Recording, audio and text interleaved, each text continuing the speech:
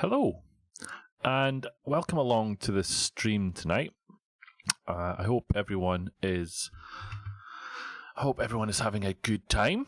So I have been on holiday for a little while, so there wasn't a stream. Hello, Maurice, in the chat room there. And thank you for the cheer, I should say. Thank you very much. Much appreciated. So I wasn't here on Monday, and I wasn't here on Friday doing any streaming because I was away. I had some time away with my wife and my children, so we had a good time at a lodge literally in the middle of nowhere. It was really quite good. So tonight, kind of to ease myself back into doing this whole streaming thing, I thought I would take a short break again from doing DevGep, and I thought what I would do is work some more on some Cake-Contrib stuff. So anyone that doesn't know kind of the stuff I get up to, I am a maintainer on the Cake project, and a offshoot of that is the Cake-Contrib project. Now that is both on NuGet. So if we look at this, then there's this thing called the Cake-Contrib user, which is an organization that currently has a veteran. Love it. Yeah, I still kind of wanted to ease back into it rather than jumping straight into kind of hardcore coding. I thought I'd fall back to something I know a little bit more about. So the Cake-Contrib organization on NuGet currently has 264 packages associated with it, and almost 12 million downloads of those packages. And then we also have on GitHub a Cake-Contrib organization that houses some of those add-in repositories. So the intention is, or the hope is, that we bring repositories into the organization such that if and when a maintainer is no longer able to maintain that add-in or to kind of contribute time to developing that add-in, then we have the mechanism to support them, to help them, and to do some of the maintenance work. Now, by adding it into the Cake-Contrib organization on GitHub, we have direct access to the source code, so we don't need to worry about forking the repository or anything like that.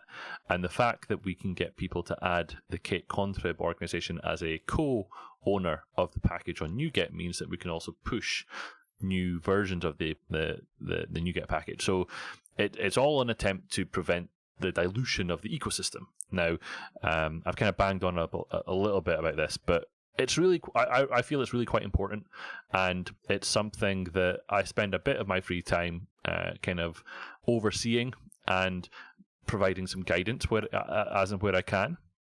So the thing that I'm kind of getting obsessed about just now, and anybody that knows me, I kind of latch on to certain things sometimes, and it's this thing. So this thing is, and it's an Excel spreadsheet, right? But it's amazing, right? So this Excel spreadsheet is generated by a thing called the Cake Add-in Discoverer, right? And it's written by a guy called Jericho, and it's just amazing. I can't say enough good things about it, right?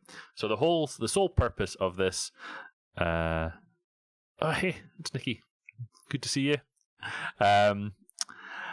The sole purpose of this add-in discoverer is to discover add-ins, right? So one of the things that we struggle with, or one of the things that I struggle with, is that I like to know when a new version of a Cake add-in is submitted, so that I can work with that maintainer to kind of guide them into adding the Cake-Contrib user, helping out with any problems that they have compiling against the latest version of Cake, all that sort of stuff. Now, prior to having the add-in discoverer, I would literally just, every so often, I would literally go in here and I would search for Cake, right? And I would scroll through this list and I would, oh, there's a new one, right? But that doesn't scale very. That was fine when we had like 5 add-ins, but it doesn't scale very well when we have 264 plus, right? So Jericho created this thing called the add-in discoverer, who does all of that work automatically twice a day, right? So it will scan NuGet for anything that starts with cake.star, i.e. the same thing that I was doing manually, but he does it automatically. And the output of that is this spreadsheet that lists out all of the add-ins. So if I remove the filter that I've currently got on, so the filter over here is currently filtering on something. So there's 200. He's found 282 records. I'm still filtering on something. What am I also filtering on? Don't know. How can I do it? I can do it up here, and I say data, clear the filters. Right. So there's 282 records, right?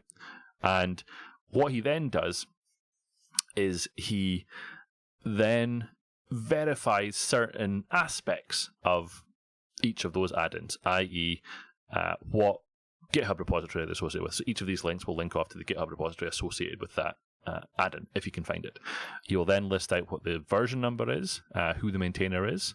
He will also he'll dive into the NuGet package, and he will figure out what version of Cake the add-in is compiled against. So that's important because every so often, we don't want to do it, but every so often we break things in Cake. So we kind of want to know we want to know if the Cake add-in is compiled against the most recent recommended version. So the current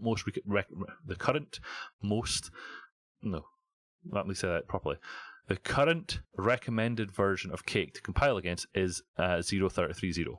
So all the ones that are green are either 0.33.0 or above, and all the ones that are red are lower than that. So ideally, that add-in would be updated to the newest version of Cake, that is the newest recommended version of Cake.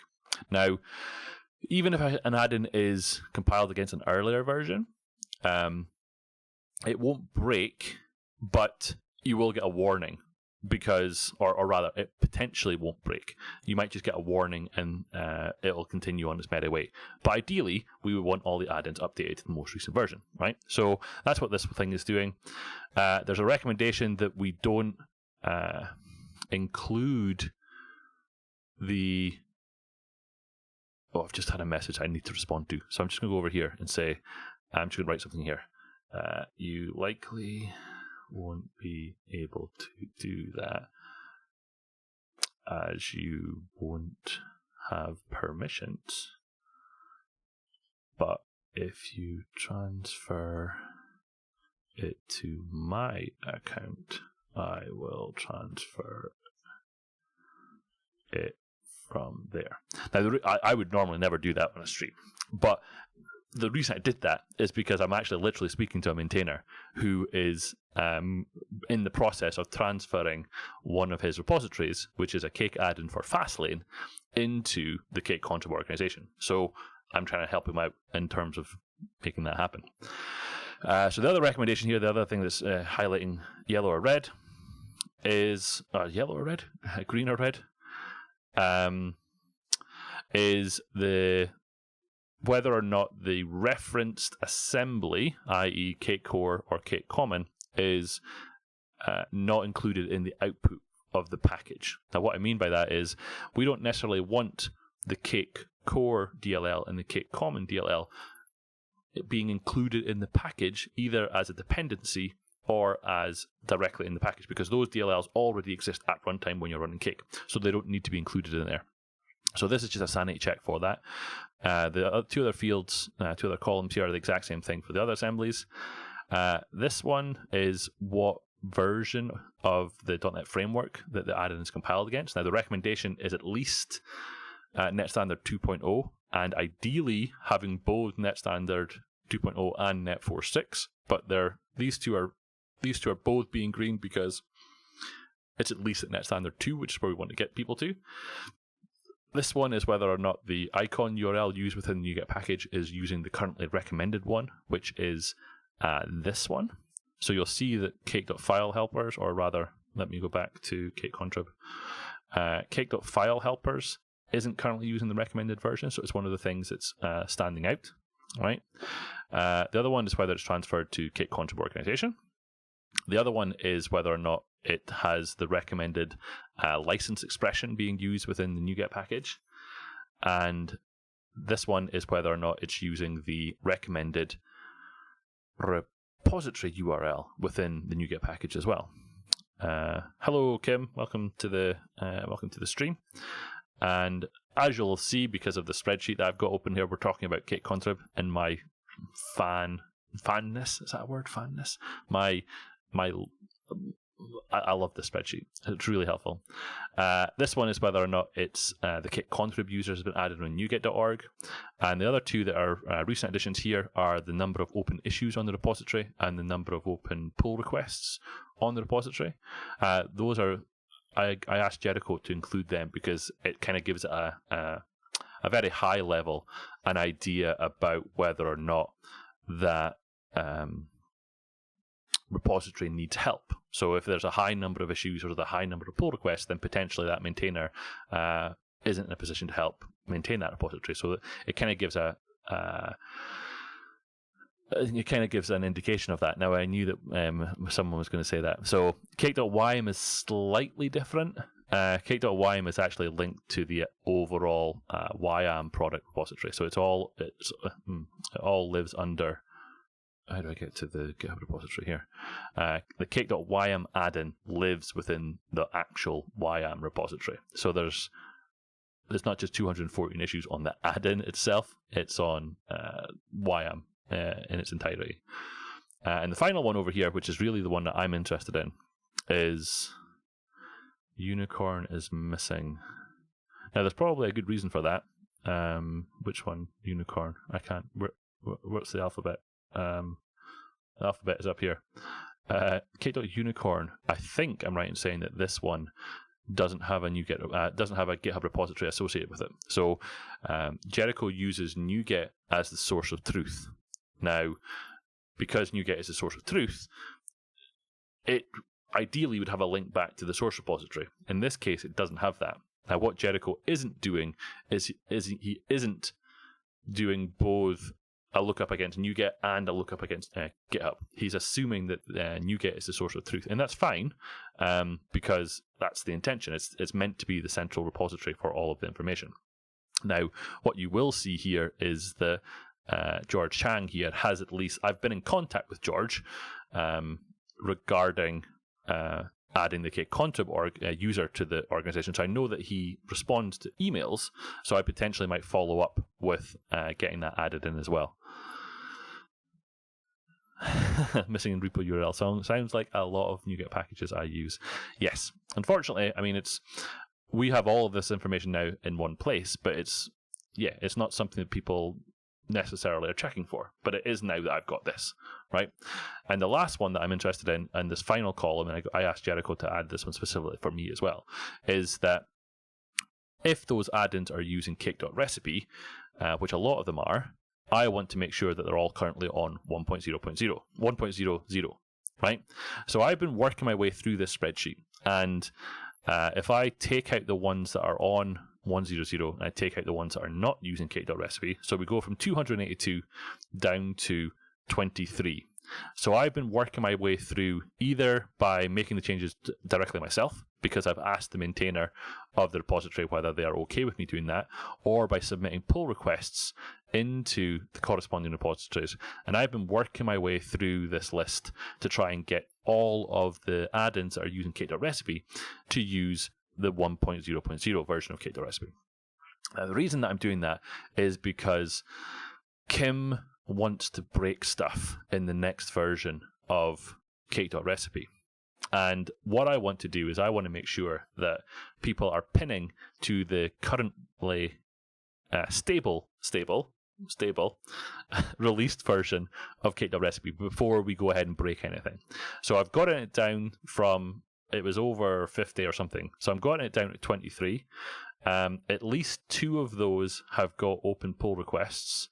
So I did a pull request into the MK docs repository a few days ago, which is me making the suggested changes and pinning to cake.recipe.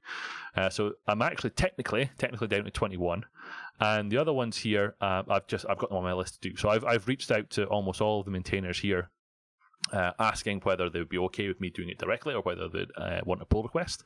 And most of them come back to say that they'd be happy to for me to do the work directly, so that's great. Other ones in here are being maintained. So this, both of the Mercurial ones are being maintained, so I'm just waiting for the maintainer to do that work. And there's a couple of other ones in here that we're waiting on getting transferred into the Cake-Contrib Organisation. So these ones by Radio Systems are potentially being transferred into the Cake-Contrib Organisation for us to take ownership of. So that's great, so we'll be able to do that work. So I'm not going to do the work of doing that in this stream. The aim of tonight's stream was to do the reciprocal, or something as equally as important, but I've kind of noticed it now, and I kind of want to fix it now. So my main aim, my main overall aim, is to get this list down to 0. If I can get the list down to 0, or at least have open pull requests for the ones that are left, I'm going to be happy. However, I then noticed that there's something else. So if I go to the ones that are on 100, then almost everything in here is, or there's a large portion of this, they're all green, right?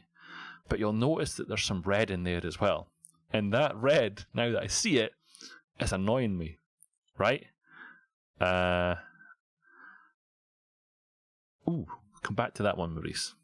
So that's maybe a good point. I'll come back to that. But one of the things I'm going to be working on tonight is trying to work out some of these metadata changes.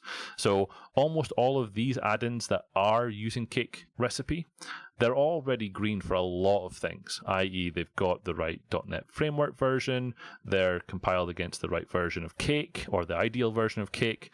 There's only a couple that aren't, but there's reasons that they aren't, and they're on Pascal's list to do, but some of them haven't got the right NuGet metadata. So I then went ahead and filtered by blanks on license, because these are the kind of ones that I can do quick PRs or quick changes into to get them updated.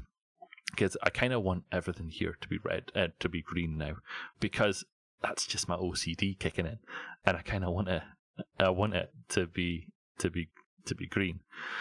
So let's just have a look at what Maurice has pasted into the chat room here, because this might. So, Atlassian plus Stack. Atlassian and Stack have forged a new strategic partnership. We will be discontinuing HipChat and Stride. What was Stride? I've never used Stride. And are providing a migration path to Slack for all our customers. Interesting. So that begs the question, when's all of this intended to happen? Because, so there's two things going on here, and there's an interesting case here. So if we go back and take the license off, or put the license back on again. So this is a question for the chat room. So if we look at something like cake.bumpy, this one here. Cake.bumpy is a Cake add-in for the Bumpy executable. And the Bumpy executable is all about bumping the version number. Similar to how Git version works, or NerdBank Git versioning, or 0 to 9, whatever those applications are called. It bumps the version number, right? Now, I've spoken to Florian, the maintainer or the creator of that add-in, and Bumpy as an executable or an application is no longer going to be maintained. He's not going to push out any new versions. He's done with it. He doesn't want it. He doesn't need it anymore, right? But I said to him that I was going to update the Cake.bumpy add-in so that anyone who was using the current version of Bumpy would also be able to continue to use the current version of the Cake.bumpy add-in. And he said, that's fine. If you want to do that, that's great. So I did that, right? But it's essentially end of life as well. He did, in fact, end his Bumpy right. So the question there is, should that one be continued? Should the add-in be continued to be maintained, even though the underlying application is? And then it's the same question for HipChat. So if Cake.HipChat, if HipChat is going to be end of line, should the add-in be updated? So I don't even see it in the list anymore. So it must be not using the most recent version of Cake.recipe. So yeah, I'd welcome some opinions on whether or not those should be updated or whether they should just be archived and no longer maintained. My thought process is if we can get to a point where we're all on Cake 033, then the process of doing that typically means updating to the latest version of the CS-Proj format, and in doing so, switching to Cake.Recipes .NET Core build process, which is kind of more stable than the other one. Doing all of those things gets it to a point where it's really actually quite simple to bump to the next version of Cake when it becomes available. In fact, Jericho's add-in discoverer will actually make a pull request on our behalf. Now, it doesn't do that for the old CS-Proj format, but it does do it for the new CS-Proj format. So if we can go through this process and get all Cake add-ins updated to the new CS-Proj format with the current latest version of Cake, then the next time around, when we break something in Cake, Cake.addin discoverer will then be able to push out that pull request, and it should, in theory, very quickly get added into the new version of the add-in. So Kim was saying, I believe yes, even if the program stops being maintained, that doesn't mean that there won't be any user of the program. And that's my thought process as well, and that's why I did Cake.Bumpy. I think Bumpy being a separate tool, I think it will be okay when it's still working. However, HipChat as a service is already ended. Yes, and that's a fair point as well. But my question is, when? When will HipChat end? If they're ending HipChat in 3 years' time, and that's the cutoff, then I would argue that we should get Cake.HipChat updated to the latest version of everything. If they're going to turn around and say that next month HipChat is ending and they're going to use Slack for everything, then I would argue that we should end of life it. HipChat can't be run on premise. There was an on-premise version of HipChat as well. Yes, whether they're going to continue to support that, that's another question. But yeah, it feeds into the same argument. Because I remember looking at HipChat in an old job for bringing that in-house. So there was an on-premise version of it. So I would argue that if we can go through this round at the very least and get everything up to 0.33, then we'd be in a good position going forward. So that's kind of my thought process. So anyway, long story short, what I'm going to be working on tonight is trying to get some of these blanks sorted out so that I can sleep a little easier at night knowing that there's less red on the spreadsheet. And it's kind of where I am right now. I'm kind of getting obsessed with it. I was speaking to Rodney about this earlier, and yeah, it's kind of where I am. I just need to, I need it to be not red. So, but I'm going to take a short aside because I think, yeah. So let's maybe just do some of this while we're here as well. I don't think I'm going to give away any secrets by doing this, but let's have a look at the process for moving an add-in into the Cake-Contrib Organisation, because I've just got an email through from GitHub saying that, what about white? Oh, what are you telling me there, Maurice? Oh, you're talking about this white here? Is this the white you're talking about? I'm okay with white. I don't mind the white. So white for framework. Oh, I think I have noticed that one as well. The reason that is, so let's unfilter the license again. I think I can explain that one. This one, is it Grunt? No, I can't explain that. Let's have a look at Grunt. Why is it not finding that? Source, Grunt, CS-Proj.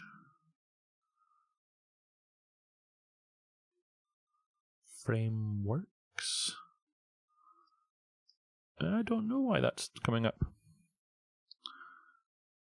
It's not the new spec that it's specified in. I'm fairly sure he's looking at the CS-Proj file directly and just reading the target frameworks property. Interesting. I might have to raise that one with Jericho. There's at least one of them in here where white is Let's just filter, clear everything again. There's at least one entry in here where it's white everywhere, and that one I can explain. I saw it and it went away. The reason that this one is white everywhere is because Alistair's build systems module is doing things in a funny way.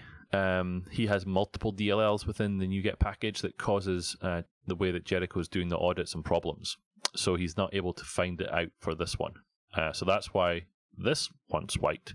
All of these ones are white is because they don't have a reference to cake.common, so they don't update it there. And the other one's white. What's happening for at least a couple? So that was advance and MS build task. So that's maybe something. So let's put it this way as well. The add-in discoverer is kind of a work in progress as well. So there's been a couple of issues found that as we've been going through it, but on the whole, the data is reasonably very good. So I as I've been noticing things, I've been raising them with Jericho. So I might raise those framework ones with them as well. So anyway, all programs is a work in progress, absolutely. Right. So what I was going to do is Rodney's actually just transferred the repository to me. So I'm going to start this process. I'm going to do this tonight, or at least part of tonight. I'm going to walk through this process of moving addin into the Cake-Contrib organization. So how will we do this? I'm going to click the button over here to start the process, and then I'll bring it over here into this one. Okay, so that's it done. So let's go ahead and close some of these, and let's go and have a look at cake.fastlane, which he's just moved into my organization. So let's have a look. So if we go into here and we do a wee search here for Fastlane, we should see cake.fastlane, which Rodney has just transferred to me. Okay, so the first thing that I want to do is I want to immediately transfer this from here to the Cake-Contrib organization. So it's not sitting in my, it's not sitting for me anymore. It's going to move into something. I could do that. I'll tell him that we're talking. I will send my messages now. I am currently talking about you on my Twitch stream, walking through the process of moving Fastlane into the Cake-Contrib organization. His response was, all bad, we hope. Right, so what you need to do is you need to give it the name of the repository, which is cake.fastlane, and you need to give it the name of the user or the organization that you're transferring it to. Now, the reason that Rodney had to transfer it to me first was sort of a limitation of GitHub. Let me just send him a twitch.tv/get13. In order to transfer a repository into an organization, you have to be an owner of that organization. Now, as much as I like and respect Rodney and some of the other maintainers that are in the Cake-Contrib organization, I don't necessarily want to give them access to every single repository within the organization. Now, what I do want to be able to give them is full access to their own repository that they do move into it. So in order to get a repository into the organization, you have to first transfer it to it as an individual that has owner permissions on the organization. So that would be myself or anyone in the Cake team. And then we can transfer it into the organization from there. Now, what would be better would be if it went through as a request, i.e. I want to move this repository into the organization, and then one of 7 of us get a request that says, yes, that's fine, right? I would have thought it would be possible to exactly that. I find it exactly the same as what Kim's just said in the chat room there. I totally agree, right? So because this is a little bit off-putting because, I mean, sometimes people think that, or I've had it said to me that I'm trying to steal stuff from people, and that's totally not the case, right? I really, really don't want to. I'm not trying to steal anything from anyone. I'm just trying to make it so that the lifetime, the longevity of these add-ins is maintained by putting them in a place that multiple people can access, right? But I have had it said that people telling me that I'm trying to steal their intellectual property or steal whatever it is, their ownership of it. And when I say to people, "Oh, just transfer it to me," it's like, "Oh, why am I doing this? Transfer it to this random Scotsman on GitHub." I don't want to do that. And I totally get that. So what I tend to do is when that request comes through, I will immediately transfer it to the Cake-Contrib Organisation so that it's not sitting in my account for too long, right? Kim's saying there, it's not stealing, it's borrowing indefinitely. Love it. Right? So I'm going to click that button and say I want to move it into there. And for that, I'm going to need my password. So let me open up a browser over here that you can't see. And I'm going to click on my old password manager here that I need to type my big password to. It's this one, I think. Oh, I need to do my token thing. Don't paste it again. I'm going to try really hard not to move these. It's not something I wanted to do last time, but I did. So I'm just waiting for the two-factor auth thing to come through. Come on. And I will remember to clear it from the clipboard as well. Yes. What are you doing, machine?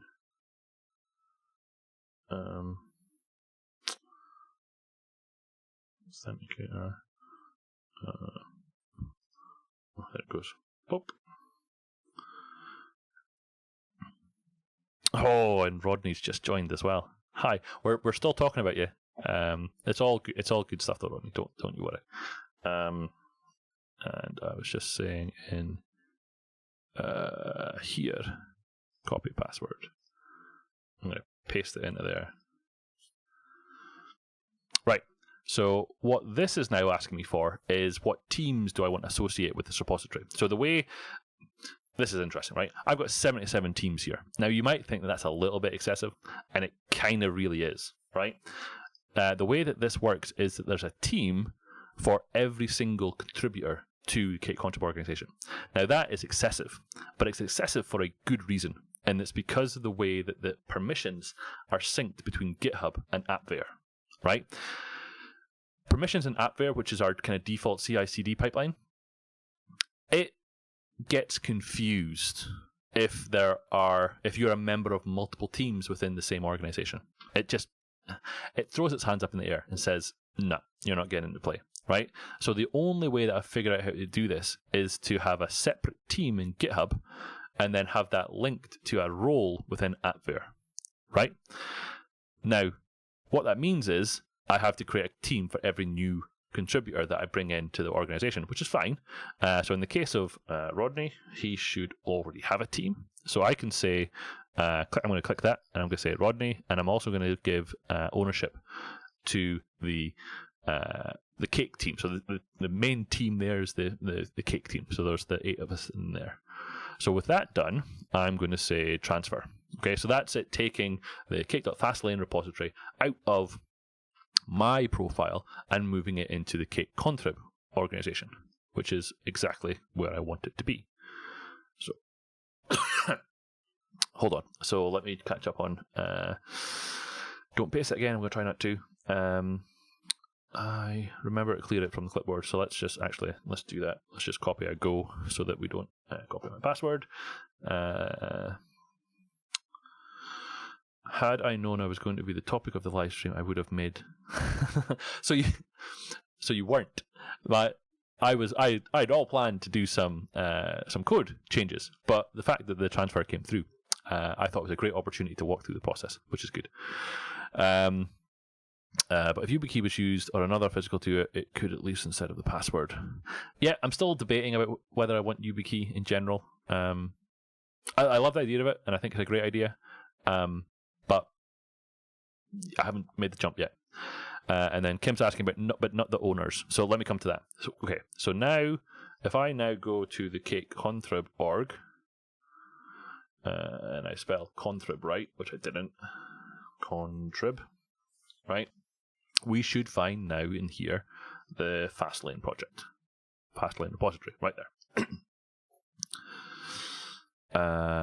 Now, if I go into the settings for this repository and I look in collaborators and teams, we will see that those two teams that I added have been added as teams that have permissions on this repository. So what I want to do is immediately I want to make the team an admin, and I want to make Team Rodney an admin as well. That will give Rodney full access rights to that repository in the exact same way that he had while it was under his own repository, his own profile on GitHub. And then what I do is I go ahead and remove myself as a collaborator and move Rodney as a collaborator, because we don't need to be collaborators because we're part of the team. So I use team permissions to do that. Now, the owners group is no longer really used anymore. There's an owner permission in GitHub, but the owner's team of an organization, it's not really used in GitHub anymore. I find that out the hard way. We could talk about that another day, right? So with that done, Rodney should have full access still to the repository, and as he did before, but it's now under the Cake-Contrib organization. So that, and I found a different analogy rather than the bus analogy. But when Rodney wins the lottery and decides he no longer wants to maintain the Cake Fastlane add-in anymore, we as the Cake team are in a position to add other teams or team members to help maintain this repository. And that's kind of the whole purpose. I'm not trying to take anything away from Rodney as a contributor. I still want him to have full access to the repository and do what he does on that add-in. But the day that he wins the lottery and he steps away from open source and buys a yacht and sails away somewhere, I want to be able to add another person or persons into this repository to help out with the maintenance. That's all it is, right? That's kind of the whole process. Well, there you go. Even better. I probably would. I'll be honest. I probably would. Anyway, so with that done, so if we go back to this list over here and we look at the process, so we have, if the original maintainer hasn't been invited to the organization, add them. So Rodney was already in. We've done it. So we've got Team Rodney. We've transferred it and we've added that team to there. Once it's complete, go to the settings, remove them, add permissions. We've done all that stuff, right? Now, the other thing that's in this list, and this is my OCD a little bit. Again, I'll come to it. So one of the questions I typically ask maintainers when we bring them in is that, do you want to use the kind of standard labels for your repository? Now, when I ask that of some maintainers, they're like, I don't use labels. And I'm like, well, that's fine. Well, I'll just add in the default labels and we'll just start using them as the default. But in this instance, Rodney is using labels, and that's perfectly fine. So I'm going to not suggest that we use the default labels, because I'm going to assume that he's updated his... Let me check that again. Enhancement, maintenance... He has. Okay, perfect. So he's updated his Git Release Manager YAML file to include the standard labels he's using. So that's absolutely fine. Absolutely fine, right?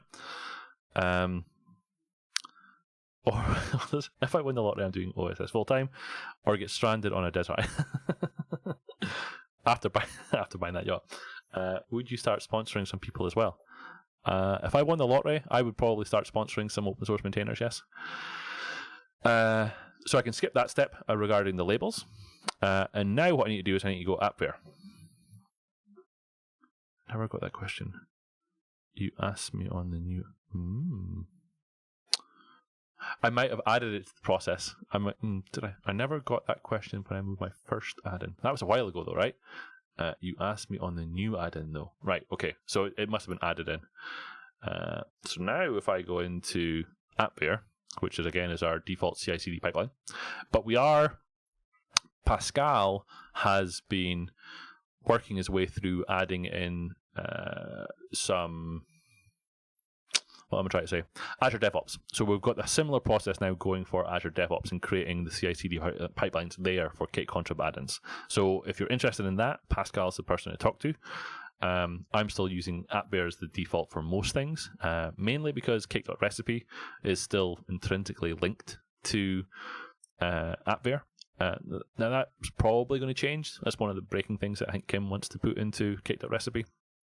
But we are going to fix Cake.Recipe. But again, you missed the first part of what I'm trying to say is I want to make sure that everyone that is currently using Cake.Recipe, which are still 21 of them, I want to get them pinned on 1.00. Once that's done, we can break Cake.Recipe. But I want to make sure that we're not going to break these add-in authors any more than we currently are. And I want to get them pinned onto 1.00. Once we do that, then we break Cake.Recipe, right? So what I'm going to do in here is I'm going to create a new project for Fastlane. So if we go in here and search for Fastlane and go ahead and add a new one. I don't think I was the one that started wanting to break recipe regarding the dependency on app. Or were you not? I can't remember who it was. But I can take the blame. Who was it? There was a PR that came in for starting to abstract away the dependency. So there's kind of a build provider model now. I thought that was you.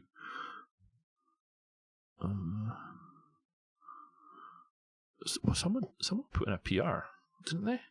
Or am I getting really old and starting to forget things? I'm going to have to look it up now. Cake.Recipe. Yeah, that PR, it did get merged. I'm trying to remember who it was now.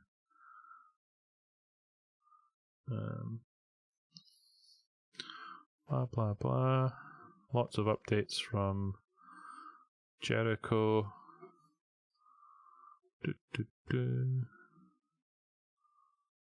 CodeCov. Got to find it now.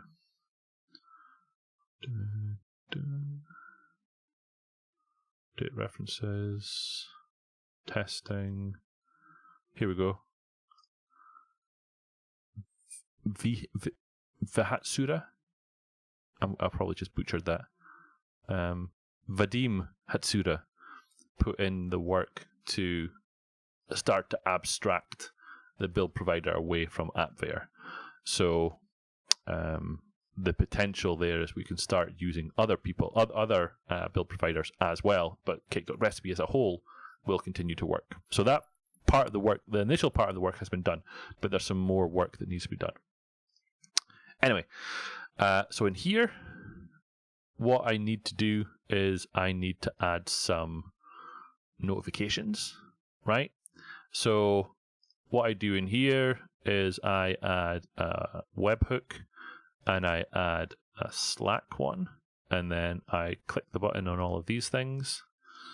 And then what I'm going to do off screen, because I think at least one of those things is a secret thing, is will that even let me? That won't let me do it off. At least one of those things is secret. So I'm going to do that over here. And what needs to be done? So the question there from what needs to be done, I might be able to find capacity as I'm moving a lot of other builds to Azure DevOps. I will definitely keep you in the loop on that one, Rodney. Short answer is I don't know. Off the top of my head, I don't know what's left to be done. So what I'm doing here, though, is I am creating two notifications. One to Slack and one is a webhook into Gitter, I think. Yeah, into Gitter. So what that will look like is that when any activity happens in AppBear, we'll get a notification sent to Slack to say whether it succeeded, whether it failed, and the same one will go to Gitter channel to say whether it succeeded or failed. So again, it's just in terms of surfacing that information to everyone that's interested. So if I go ahead and add these two in off screen, I will do some copy and pasting.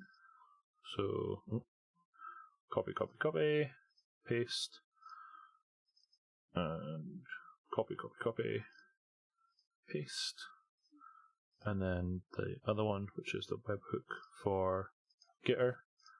I'm going to do all of those things. And I'm going to say save. Okay, so that part's been done off screen. I'm obviously not going to bring that up because it's the same thing, right? What I now need to do is I need to add in all of the environment variables, right? Now, back when I first started going through this process, I was doing that manually. And there's something like 20 environment variables. And then what I need to do is I need to make sure that all of the roles that I have the correct permissions associated with them. Now, the permissions are driven by the permissions over in GitHub. And I was literally going through each single one of these things and going click, click, click, making the right one's green and the right one's red. That got really boring really quickly, right? So what we ended up doing, and I think I have it checked out, we ended up creating a little utility tool. And that utility tool is a tool that will first query GitHub for all of the teams, and it will query, it'll then query appvar for all of the roles, and it'll do a sync up and add in all environment variables and make sure that everything works. Now, I'm not going to be able to do that on this machine because I won't have all of the environment variables set up. But I will start it running on this machine over here, and then what it will do is it will go through, if we go to another project and look at one that I just added in yesterday as an example, then bring this up.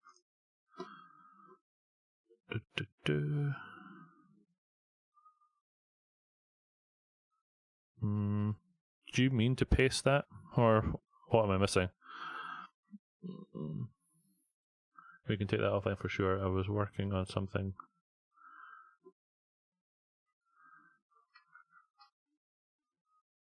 Yeah, did that? Yeah, you might want to change that one, Rodney.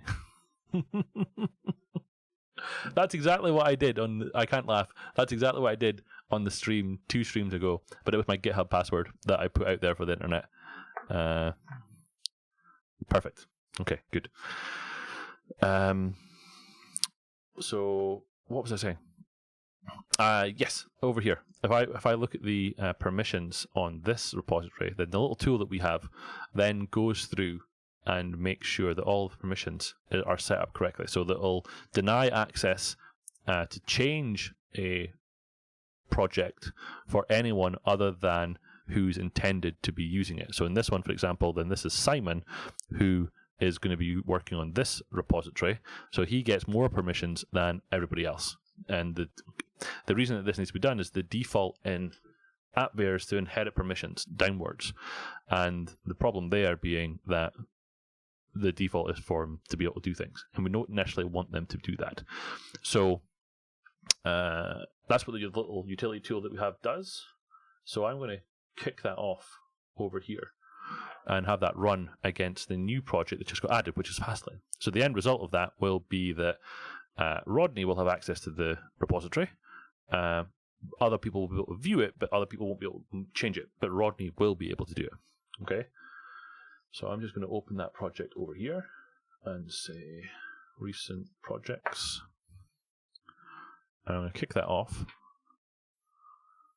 And then I've got one last thing to do, which is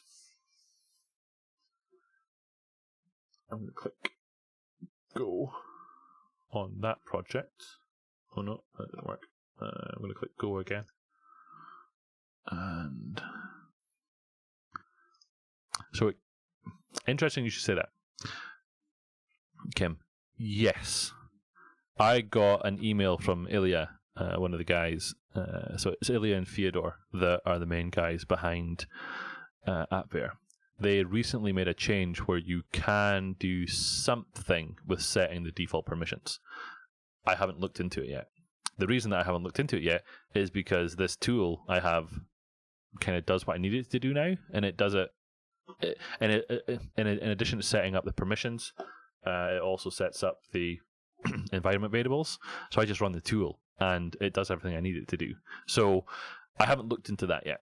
I probably should, because if I forget to run the tool and I add in a project, then perceivably I might miss something. But because I have the tool, I haven't looked into it yet. So that's my excuse. I'm sticking to it. It does do all the stuff. So the last thing that I would have to do, but I'm not going to do it on here because I'm not signed into it. But one of the things that Cake.Recipe uses is coveralls, and it uses coveralls for publishing code coverage statistics too. So coveralls by default needs a token in order to submit those on a per project basis. So I'm going to need to add the project that I just added, the repository that I just added into the organization, into the Cake-Contrib coveralls account, and then grab the token and put it in as an environment variable once my utility tool has done all the syncing. So that's what I need to do, but I'll finish that off once the utility tool is finished running on my own machine, which I'm signed into. And it should do all, so that's the other thing, right? So the kind of what's the word? The accepted norm for adding in those notifications came in once I basically finished doing all that syncing stuff. So we weren't doing the notifications for everything until after that syncing tool finished, and I haven't been back and finished it. But absolutely, that tool could definitely set up those notifications in in GitHub as well. No, I was right the first time. It could set up those notifications in AppVeyor as well, but I haven't done it yet. Except creating the... it is on my list, and it is something like the 450th one. But yeah, so that's the process. So if we go back to here, then we added in notifications. I'm currently running the sync tool. I will check that the environment variable got created successfully, and then the last two things that I have to do here are adding that coveralls repo token and adding the YAM deployment remote environment variables. The reason that they're not done as part of the sync script is because those two things are specific per project. So the way that the sync tool works is that there's basically a JSON file, and that JSON file has all of the standard environment variables in it, and they get sent up and added into AppVeyor when we run that script. The other two things, one comes from coveralls.io once we add the project in, and the other one is mostly the same, but the last part of this is specific based on the project that's being created. So those are the things that are so essentially we've done the process of moving everything into the Cake-Contrib organization has essentially been done. So the last thing is I need to inform the user of the process being complete. So Rodney, the process is pretty much complete. You will have access to everything that you need to continue maintenance of the Cake.Fastlane add-in as part of the Cake community, which we thank you for. So it's all in there, and the reason that this request came up, as we spoke about on Slack earlier, was that I had noticed that am I filtering in the right way? Which one am I filtering on? So if I go back into here and I say people that are using Cake.Recipe 1.0 and ones that are filtering on not having a license, then one of the things that I'd noticed was that Cake.Fastlane doesn't have a license or the license expression within the NuGet package, and it also is missing the .git at the end of the repository URL. So I'd made the request that Rodney move that add-in into the add-in repository into the Cake-Contrib organization, so I could help him do that work. But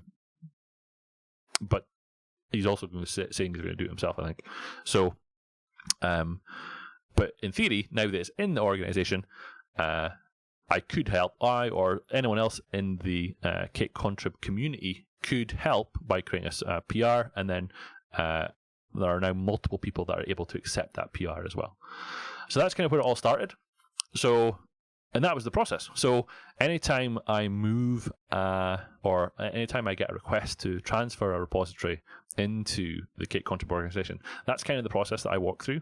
And we've done that now for, how many have we got now? So we've got 166 repositories in the Cake-Contrib Organisation, which is not a bad number. It's I'm really quite happy with that number in terms of it's over half of all the add-ins that we know about. I personally, and I've said this on stream before, I would love it if we had every single add-in repository under the Cake-Contrib Organisation. I don't think we'll ever get there, but that's what I would. I personally think it would be great for the community to have all the add-ins under that organisation, so that. Why did that not work? We're pushing timed out. So the little sync script that I have sometimes times out, and it's literally just timed out. So it's not a perfect script, but it gets there eventually. So I'm just going to kick it off again. So yeah, I don't think we'd ever get every single add-in under the organisation, because I understand that some people want to continue to own it.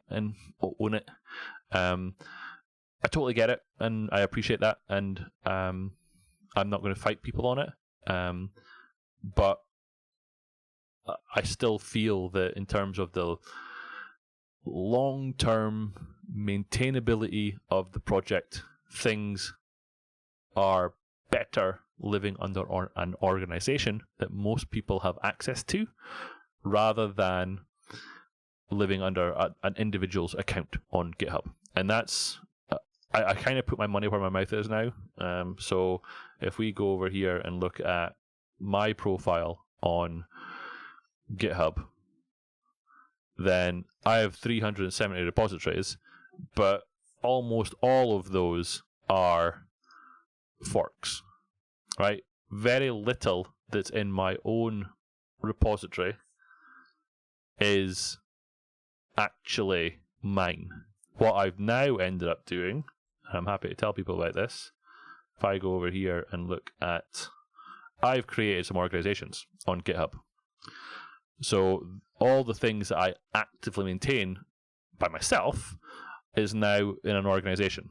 And I have some trusted people that I have added to that organization, so that if the worst should happen and I up sticks and leave this realm, then other people, not everyone's appearing on here, then Matthias could then decide what to do with these repositories. So it's not stuck in limbo and having people not being able to access stuff or maintain it or continue to fork it and all that sort of stuff.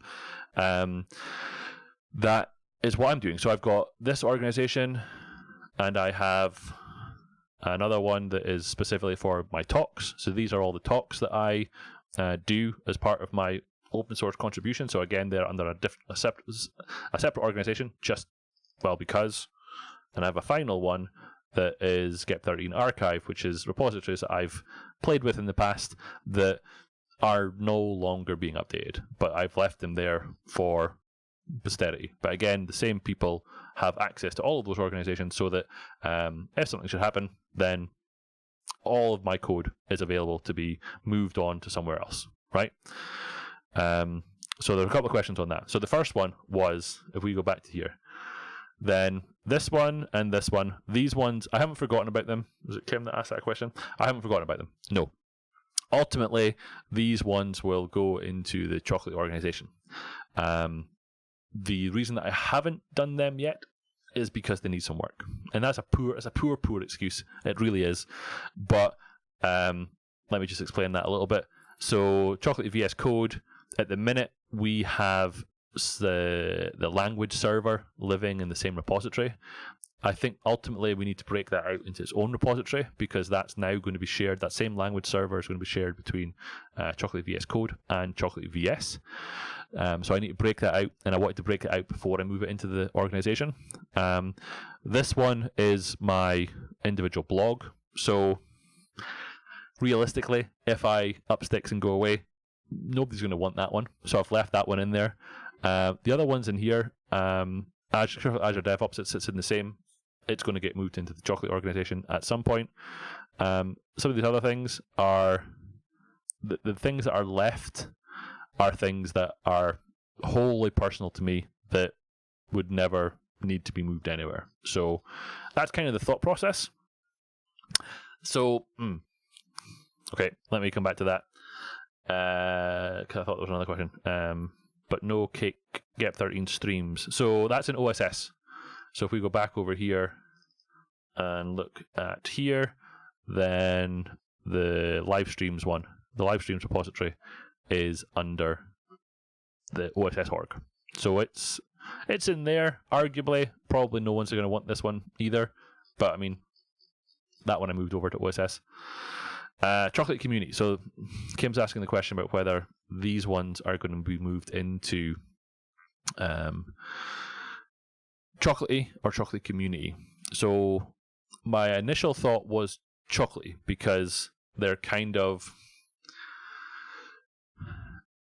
the thought process there is that they would be actively maintained as part of Chocolate Software Inc.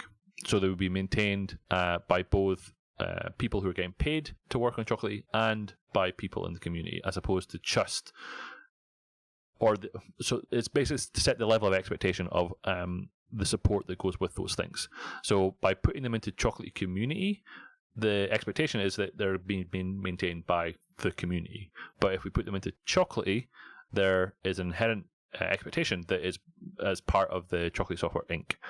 So that's kind of the thought process there. I was in the same way that Chocolate GUI, for example, it's a community-driven project, but it's in the Chocolate organization because it's also part of Chocolate Software Inc.'s kind of remit. I was thinking about a separate org for projects being worked on stream, like test repos, like DevGep site you have been worked on in the stream. So,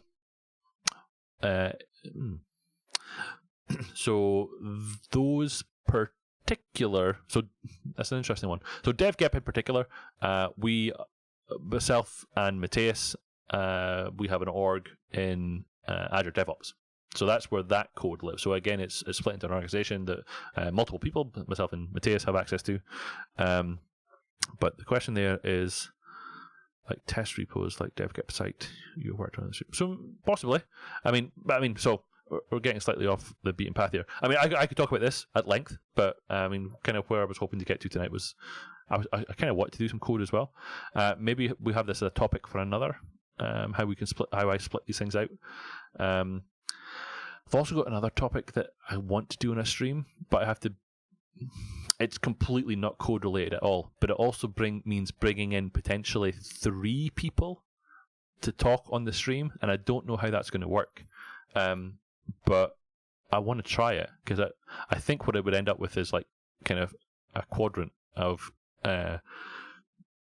people in the stream. And we would literally be crossing the streams at that point. But it's a topic that's kind of near and dear to my heart for reasons that we could go into. But I want to set that up. I've genuinely got no idea how to bring multiple people into the stream.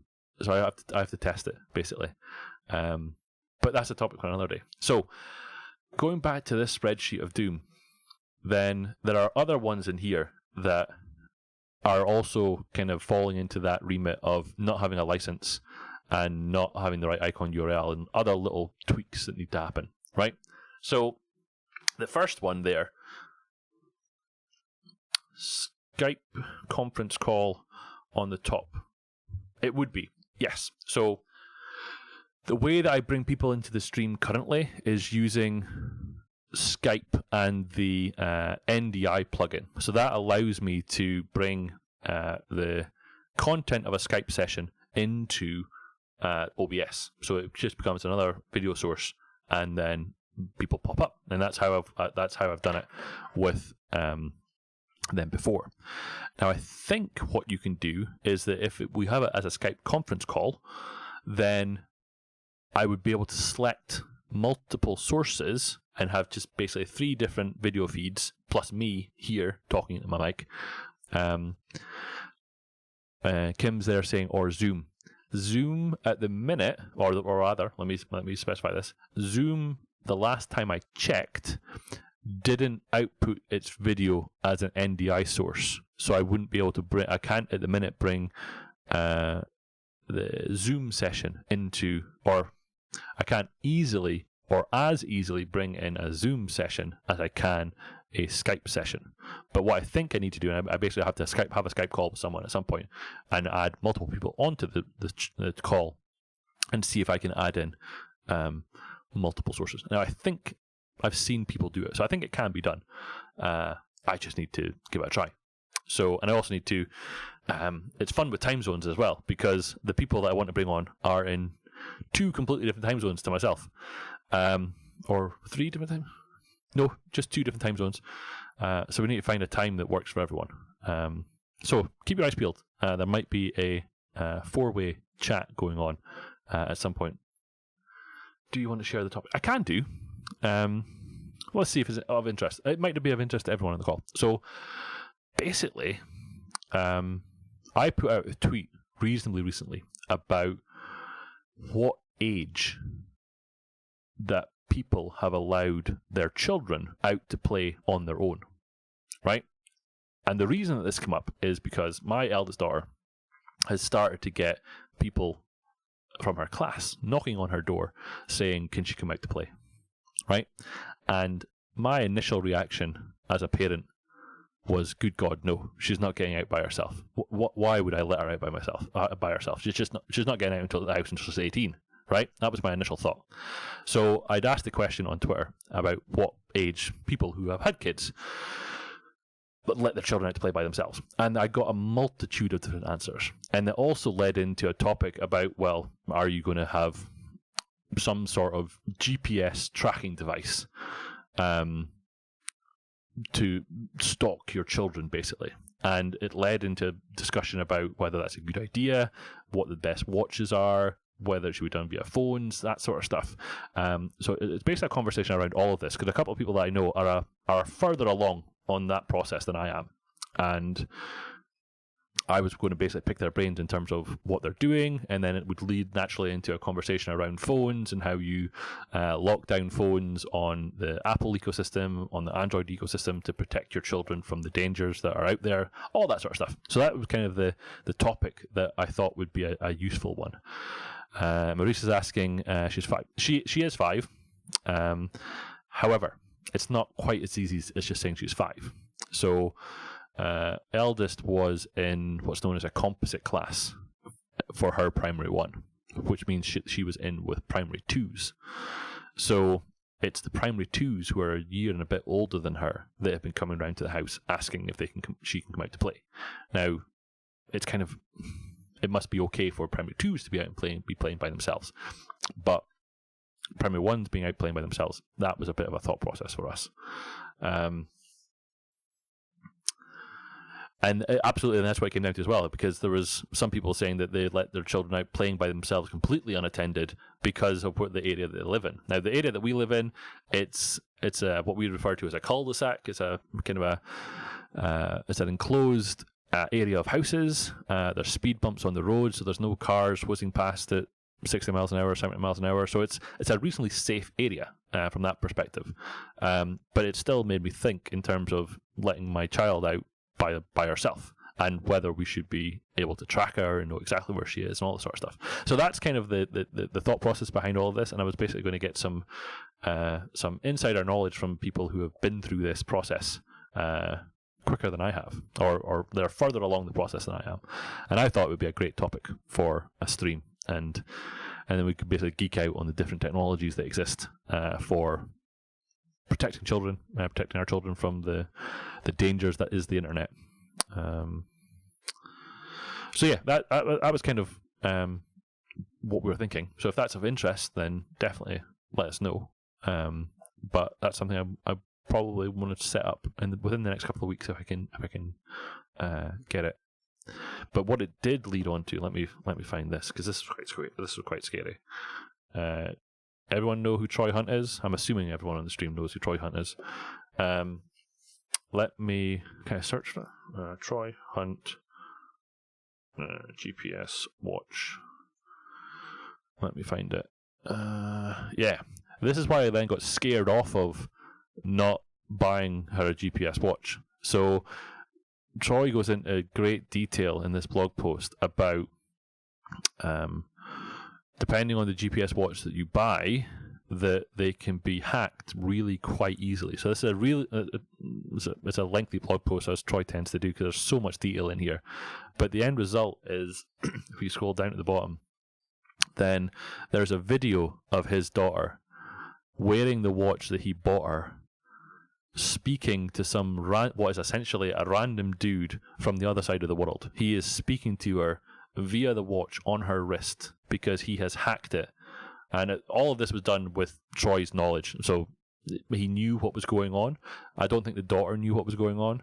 But some random, what is essentially a random dude, ended up talking to his daughter through the watch that he'd put on her wrist. And that just scared the living bejesus out of me in terms of people being able to do that. And his recommendation, at the end of the blog post, he doesn't say this lightly, but his recommendation was that the only watch that he would put on his daughter or any of his children was essentially an Apple Watch. I think, if I'm right in saying, let me just do push the wrong button. Oh no, I'm not saying it's. I'm saying what could essentially be a random person. I know that it was all done. Troy knew what was happening, but it could have been some random person. If he had actually put that watch on his daughter, then it could have potentially been a random person from the internet talking to your children over the internet. So his recommendation. Oh, and hi, by the way. Patrick, good to have you on the stream. His recommendation, although they cost quite a lot of money, was the only watch that he would put on his children was an Apple Watch, and they're not cheap, but it's a closed ecosystem, much harder to hack, not subject to the same sort of flaws that some of these cheaper GPS watches have. So yeah, it's scary what people can do, and it's. Yeah, anyway. And Kim saying, why do you think I'm still wearing an analog watch? There's definitely some truth to that, absolutely. Yes, absolutely. Anyone on the stream who hasn't checked out Ghostly from Spectre Systems should definitely go and check it out. So here we go. We'll bring it up. So Ghostly is a Windows application that specifically for working with GitHub notifications, and it's great. Not only because I'm on the front page of the website. Look at it. I'm there. Look at it. It's great. It's great at what it does. It's been written by Patrick, who's on the stream just now.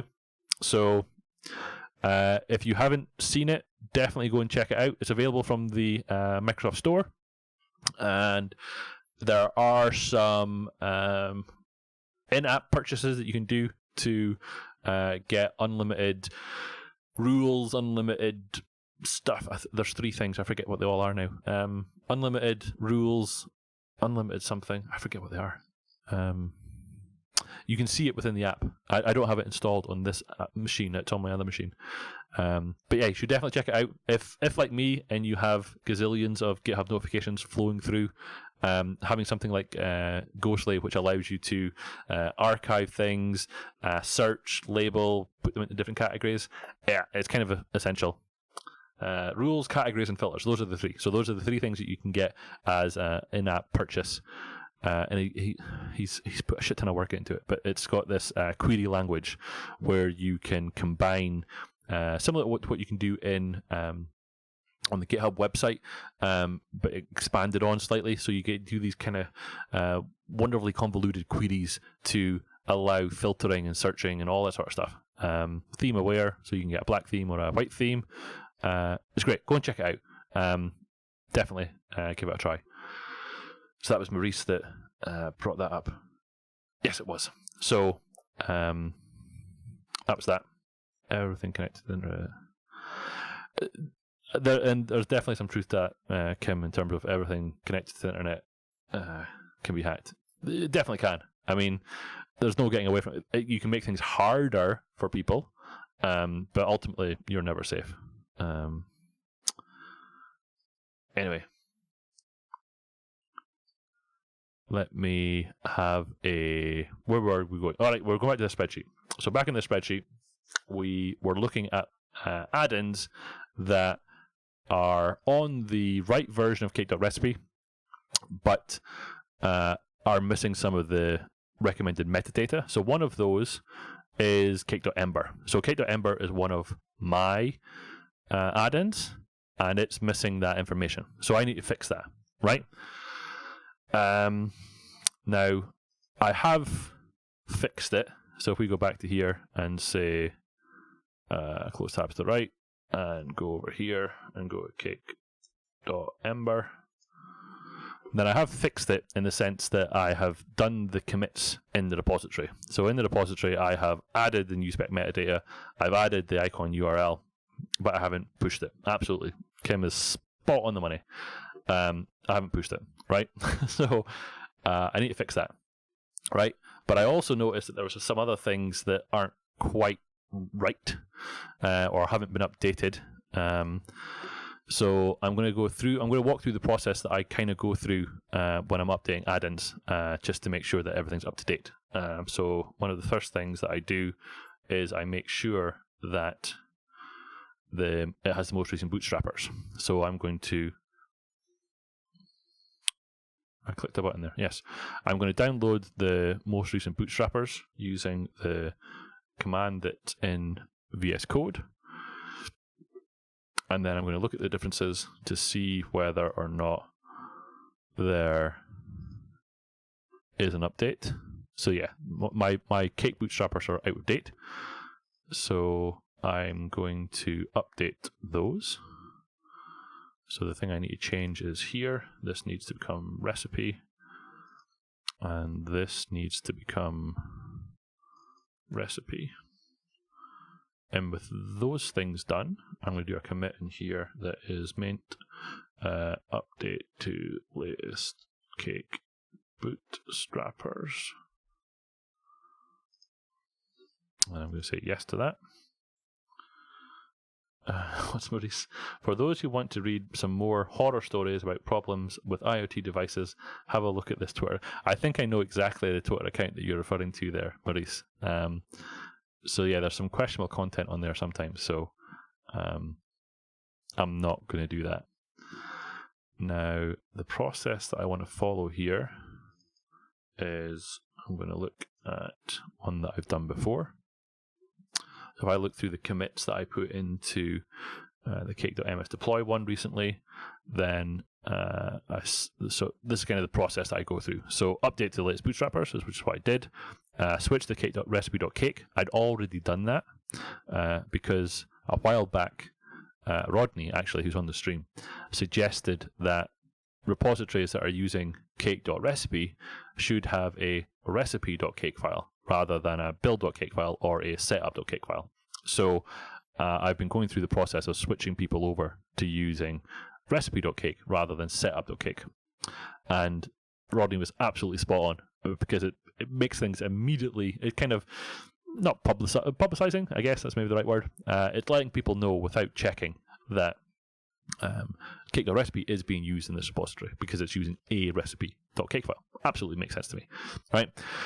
So I've been going through that process. The other one is to pin to a specific version of cake.recipe, which has already been done here. The other one here is to always run git version. So this is a parameter that's passed into cake.recipe with should run git version be set to true.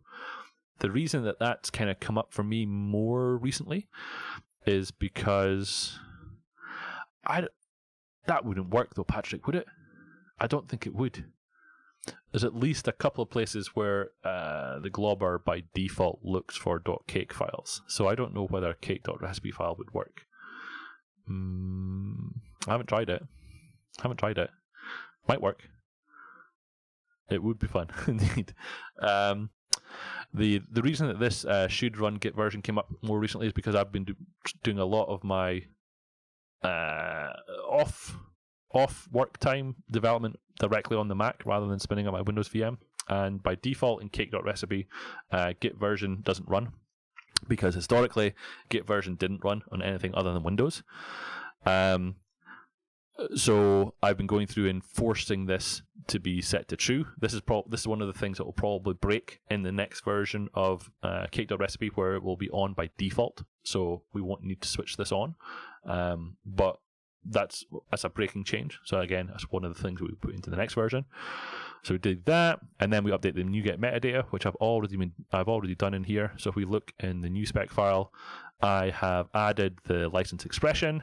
I have updated the repository URL to have .git at the end, and those are the kind of the two main things. And then the icon URL has been updated to be the recommended icon URL. So I've been doing those things, and then there's a couple of other things that I've been doing as I've been going through. So one of them is to add kind of the standard appver template. The reason that this comes up is because there's a few other recommendations that have come in over time. So I have started adding that in. So this can be a maintenance commit as well. Add standard appver file. So we do that one. Yes. And the other one is an editor config file. So if I do CI/CD again and grab my default editor config file, I can put that in. So this is a maint add editor config file. The other one that I normally do is a git attributes file, but this repository's already got one, so I don't need to do that one. And then CI/CD for GitHub, git ignore. So the other one is a .githubs file. So if I do cake.ember here, this will generate me some GitHub templates, which includes code of conduct, contributing, issue templates, and pull request templates. So I can add all of those in. And I haven't quite fixed the CI/CD assets thing to do everything that I want at the minute, because this is actually incorrect. That should be on the develop branch. That should be on the develop branch. And this should be... where's the develop or master branch? And then there's one more master branch mentioned down here. Oh, there's some typos there. I'm going to have to fix those now that I see them. I hadn't noticed them before. Develop branch. There was a typo there that should be documentation. Oh my goodness, how did I miss that? We are infallible, and as such, the documentation needs... Is that...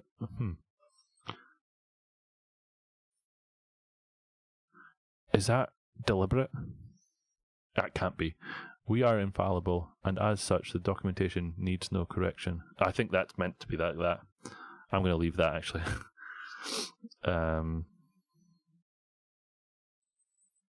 I don't know. Is it? Let's check, shall we?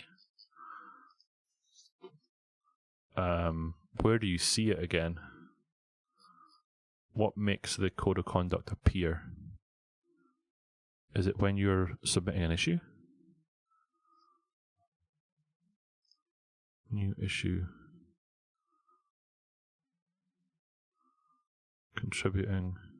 Oh, hold on now. GitHub code of conduct file. Adding.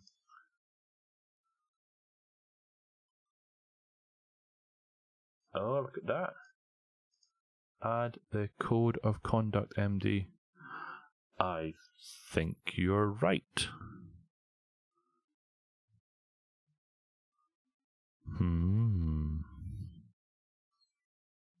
I think I need to fix that. So let's rename this here then. Rename code of conduct. Is that what it wants? Code of conduct. Okay. No problem, Maurice. Have a good evening. And So that's those. And then I'm going to add a maint add GitHub template files. And then say all of that. And I think that's all the kind of stuff that I normally do. So we look at commits again. Blah, blah, blah, blah. So with all of those things done, I can... Oh, I did them all in the release branch. That's fine. So in terms of Git flow, I'm sort of cheating a little bit here. I've kind of decided that the updating of all of that information is going to go out on a major minor patch release, but I'd already started doing that work on the develop branch. In terms of Git flow, which is what I'm following in this repository, I should have been doing that off of a hotfix branch, off of the master branch, and then merging it and developing the master. I'd already done the work in the develop, so I'm cheating a little bit, and I've taken a release branch 4041 from the develop branch, which is not something you would technically do, but hey ho. I'll do a build locally, having made all of those changes to make sure that that build is still working. And then if I do the merge onto master and push that, we can run the build on appver. So if we go over here, ci.appver.com, and we'll look for Ember, which is here. Then we'll just make sure that the build is working locally, and then we can push that up.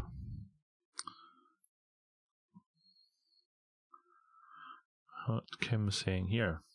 Future enhancement. Add support.md and security.md.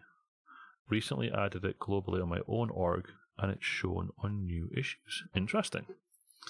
So let's go over here and go to KEP13 OSS or PSS. Let's try that again. And we have a look over here. And we have a look over here. Issues.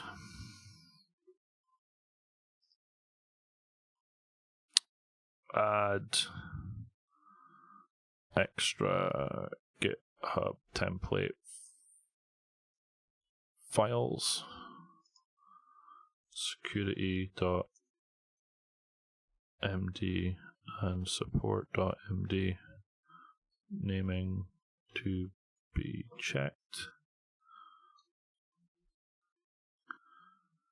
as suggested by AdMightingWorm on stream. Let's do that. And then we need to add that into here. So this is the repository so the VS Code extension that I'm using to pull all these files down. All of those files are sourced from this repository. So what I would need to do is I need to go in here and I would need to add those files into here. But I'll just create another issue so that we know about it. And then we'll say, I'll ignore all my template because it's me that's doing it. Add extra GitHub template files. Cool. Let's do that. Thank you very much for that, Kim. I will check that out. Okay, so that build all worked locally, so obviously that means it worked. So I'm going to check out the master branch. I'm going to do a git merge. No FF.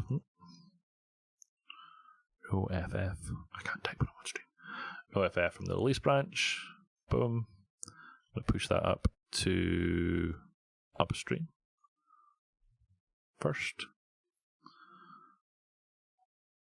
And then we're going to assume that that works, and we're just going to push to origin as well.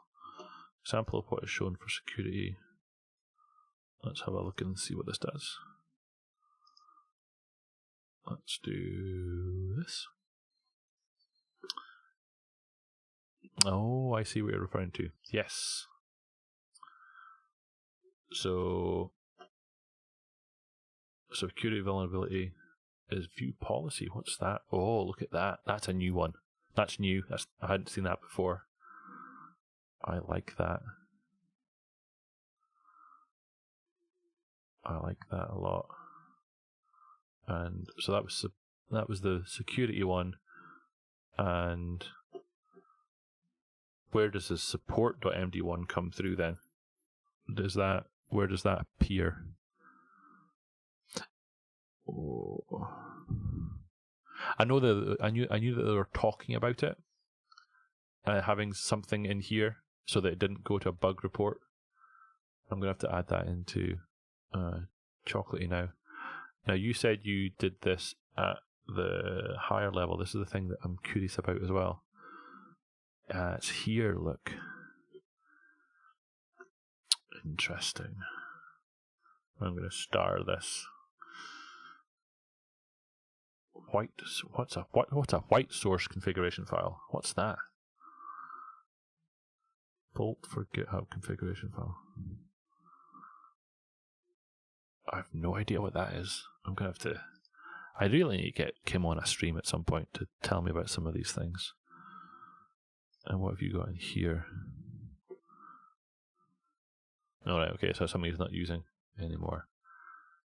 Oh, look at all this stuff he's got in here. Oh, I'm gonna steal some of this stuff, I think, because this is something I haven't done yet. So at the minute I'm adding all those things individually into a repository, and that's kind of where the CI/CD assets pipeline or CI/CD assets repository came into play. But I do like the idea of putting them into here as well.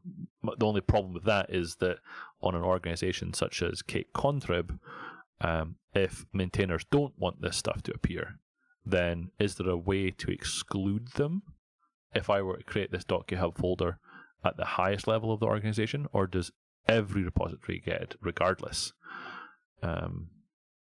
So that's something I'd have to look into. So where are we with this? This should be running, hopefully. I agree, Rodney. It makes total sense if every repository in the organization is on board with it. Otherwise, you have to create an empty file in the repository. Interesting. That's not terrible. That's just something I would need to look at. Now, why is this taking so long to spin up? I would have expected it to have started by now. By the way, support MD would be listed here. Look at the sidebar. Let's have a look. Copy a clipboard.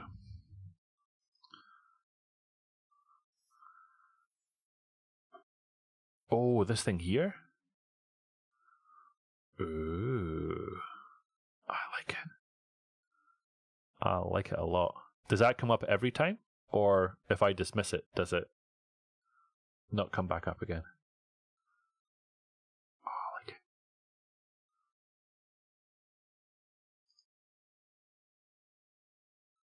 Close that. Then it shows. What do you mean it shows?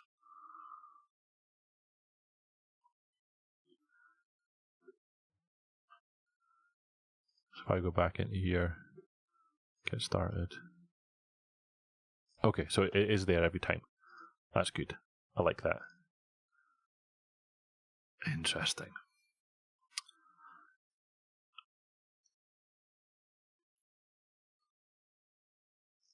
I like that it's there. I like that. So, am I going to have to... I'm going to play with that one too. Thank you for that. So, this is cake.ember building. So, hopefully, once this goes through, we'll be able to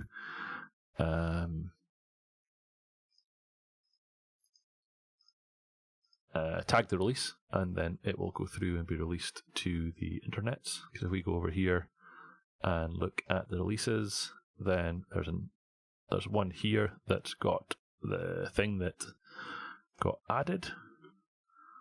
So once this is finished and we know that it works, I can click that button and then it will go out to the internet.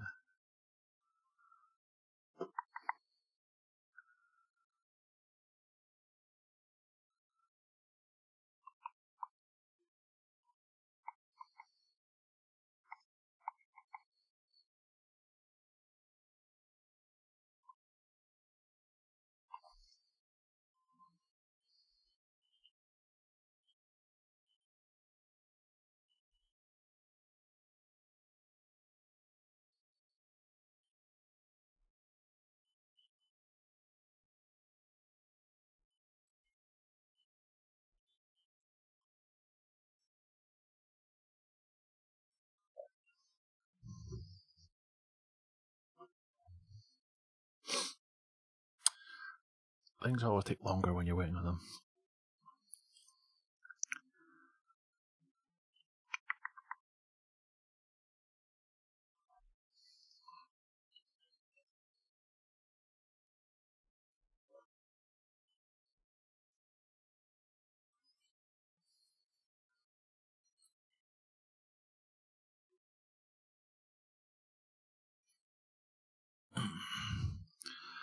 Come on.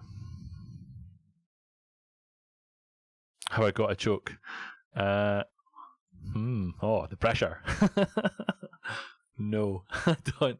It's only kids' jokes that I can think of just now, and they're all terrible. So no, no, I do not have a joke. I will have to find some jokes for future lulls in the old stream. And no, you don't want terrible. I kid you not. The only one that's springing to mind is so terrible. I'm not even gonna voice it. No, just no way. No. The build's going to finish any second, and everyone's going to be happy that we didn't have to go through that. So, let's do a test. And unfortunately, that's the build finished, and it all succeeded. So we're going to move on from that topic of conversation. Oh, come on. I was doing a YAM build. Really?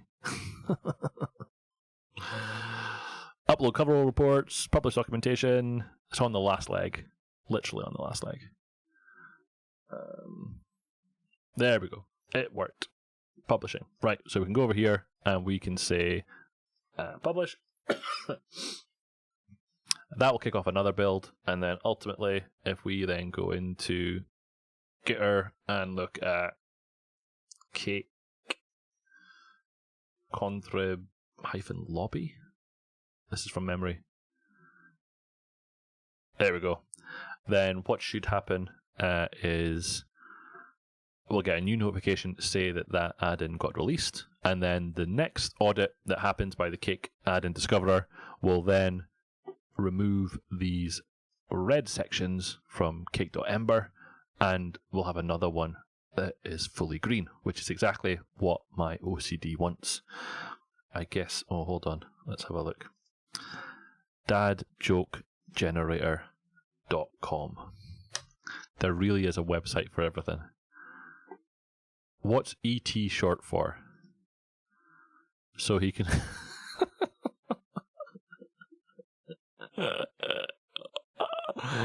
Oh, that's funny. Another one.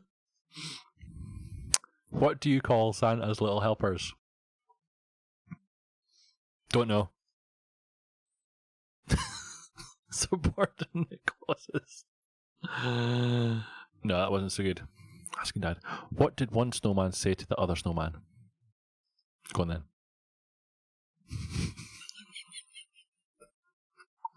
That was slightly better. Okay. One more, and then we're stopping. What do you call a 5-foot psychic that's escaped from jail? Don't know.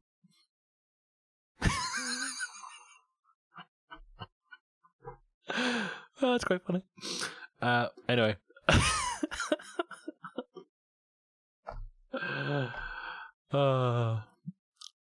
Patrick saying, why did the tomato blush? Because it saw the salad dressing. I don't get that one. Oh no, I do. I get it. I get it. Took me a second there. Oh, did that finish already? Oh no, that was the other one. It's building. Okay. Yep. I was. I don't know where I was. I don't know where my head was still on the dad joke generator. So eventually this will go through, and then it's 9:42, so we've got 20 minutes left. The question is, do I have the time or the inclination to do another one of these? So there's GEP13, and there's GEP13 on Cake.Twitter. So Cake.Twitter is in a similar situation in the sense that it doesn't have the license and it doesn't have the icon URL. Both of those things are fixed. So if we go over here and we look for Cake.Twitter, oops. Oh, I should finish off. Oh, Stephen has just joined the chat room. Hello, Stephen. How are you? I need to finish off this. So I'm going to do git checkout develop. And I'm going to do a git merge no ff from the thingamabob, the release branch, which is that one. And then I'm going to push that up to upstream. Good. I am glad. And I'm going to push that up to origin. What's that? Yes, you would, if we don't try to make you trail off. What did I say? I've lost track of the conversation there a little bit. I'm going to delete that release branch, and then I'm going to check to make sure that that's all done. So if I go up here, have I already got Cake.Twitter? Don't. So I'm going to need to git clone Cake.Twitter. So Twitter. Oh, I think you were referring to that I have time to do it. I think I will. So I'm going to go over here and grab my fork of Cake.Twitter, and I'm going to clone this one to here. Yes. So we are on the same page. So I'm going to go to Cake.Twitter here, and then I'm going to do git remote add upstream to the original one, which is here. And that's Ember has just been announced. So Ember add-in is out the door, so that's good. And then Twitter is here. Git remote add upstream to there. Boom. Git fetch upstream. Well, there's a few things in there. Git rebase upstream develop. Git push origin. Let's just make sure that everything's in sync. Git checkout master. Can't type when I'm on stream. That's going to tell me I can't do it because I need to do this. Origin master. Git rebase upstream master. Git push origin. And then git checkout develop. Everything's on the same page. And then let's do git extensions. Just when you are on. You're absolutely right. It's always. So again, on here, I did those things which were to update the metadata, update the icon URL, but there's likely some things that I missed compared to what I've been doing on the MS Deploy stuff. So let's just do a quick sanity check of all of that. So the first one was my bootstrapper. So let's install from a bootstrapper. Let's pull down the PowerShell one and overwrite that. And then let's do Cake again. And pull down the bash one. Overwrite that. Check the changes. And see that there are a ton of changes. So yes, they did need updating. Have you tried? Oh, Patrick's away to put me off on a tangent. What's lazy git? Oh, I think I know what lazy git is. Simple terminal UI for git commands. Is this the one that? Oh. Oh, what's this? Oh. Oh. No. Haven't seen this one. That looks interesting. Let's star that for later. No, I haven't. I might have to go and have a look at that. So this was for not that one. This was, or rather, this needs to be updated in here to recipe. This in here needs to be updated to recipe. And we'll do this as a maintenance commit. Update to latest cake bootstrappers. Save that. Sure. And then let's have a look at our MS deploy repository again. So we update the latest bootstrappers. We've already done recipe.cake. Within that recipe.cake, we're already pinned to 1.0. We're always running git version. We updated the metadata, but let's just make sure that we did everything. So in here, we have got the license expression. We've got a git repository that doesn't have .kit at the end. So we'll save that. And then we have the icon URL that's using that. So that looks like we are good to go there. This issue that was raised was here. Again, I think I've created that on the wrong milestone because we're going to do this as a 10.1 release, which is fine. That's already on there. I need to put a tick in the box to say that I did that. And then this is issue 33. So this is going to be GH33 .git to end of URL as per guidance from NuGet team. Save that.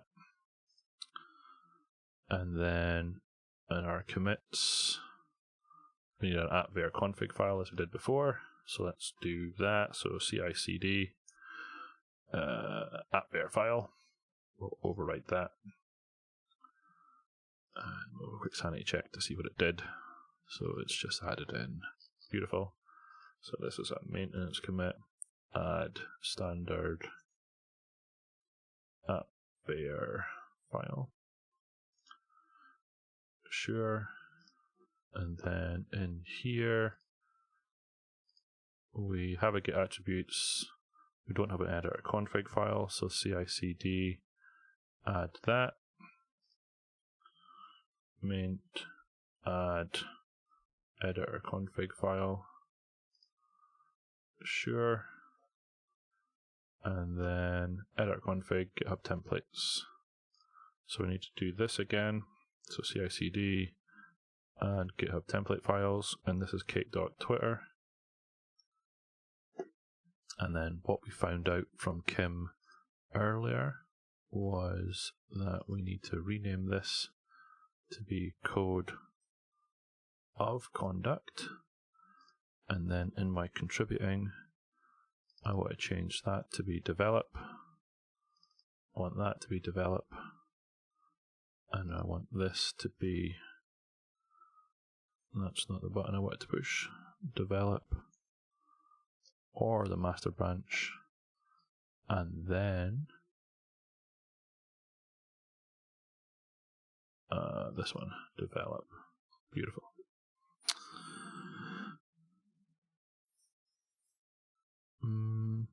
I've actually found problems with skipping builds on appvar. Works great if you only push one commit, but for multiple commits and the last one matches the skip criteria, it won't run. Interesting.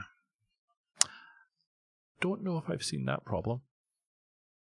So what Kim's referring to there is this part at the end where I've added in this. So typically I do this because of the way that the documentation is generated in Cake.recipe. If you're doing something specifically that is a documentation related change and you don't necessarily want the CI to run, then I have it such that if I do anything with brackets doc at the start and then something, it skips the build. And what Kim was saying is that if I were to push multiple commits and commit at the end had this in it, then it wouldn't run the run. I can see why it wouldn't do that either. Yeah, that's an interesting one. Add GitHub template files. Template files. Save that.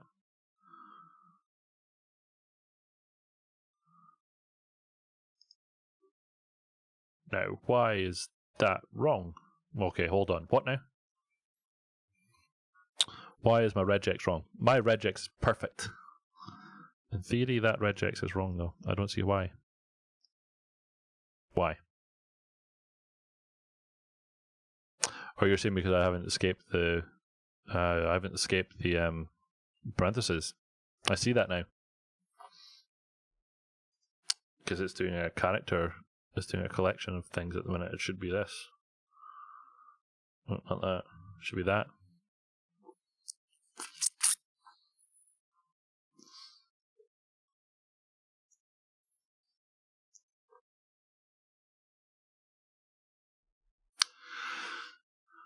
I think you're right. And I think because you're right, you now need to send a PR into, I think, about 50 repositories to fix that.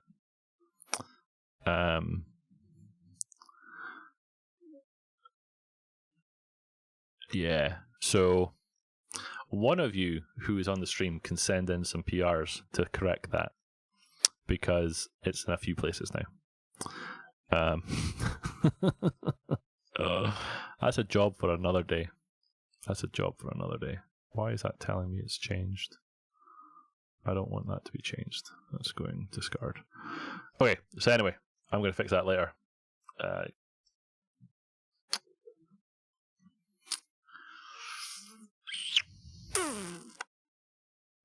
mean, technically it would still work. It's just not matching on exactly what I'm asking it for. So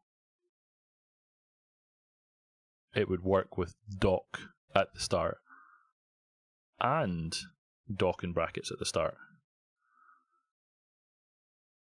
But I've asked, I really wanted to just be brackets doc. Okay, fine. Anyway. Sanity check time, because it's coming up for a close. So I'm going to go to NuGet.org. I'm going to look at cake.twitter. Cake.twitter. Then its release version is 10, which is right. The release that I'm interested in is 10.1. So it won't have a release for 10.1 at the minute. It does not. If this build finishes, I'm going to create a release branch for 10.1, and I'm going to create the release. So let's wait for this build to finish. I can generate some more dad jokes, if that helps. We could. No, we won't. No, we won't. I might have to tweet about that later, though. I haven't seen that website before. That was awesome. Okay. Oh, it's doing unit tests. I'm going to click on it now. Open clipboard. And then in here. And then dad joke generator. Have you seen this, Stevie? Why was the office of cantaloupes so glum? Don't know. Because they were melon colleagues. That's not that funny. What did you get when you drop a piano down a mine shaft?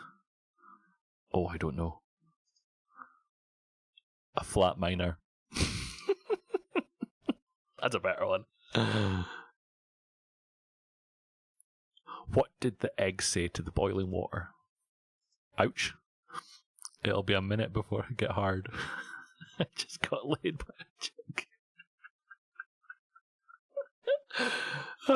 Anyway, check out -b release 0.10.1 from the develop branch. So this is me cheating a little bit again. Build target equals release notes. That will generate the release notes on GitHub. He says, no, I can't type. Release notes. Try that again.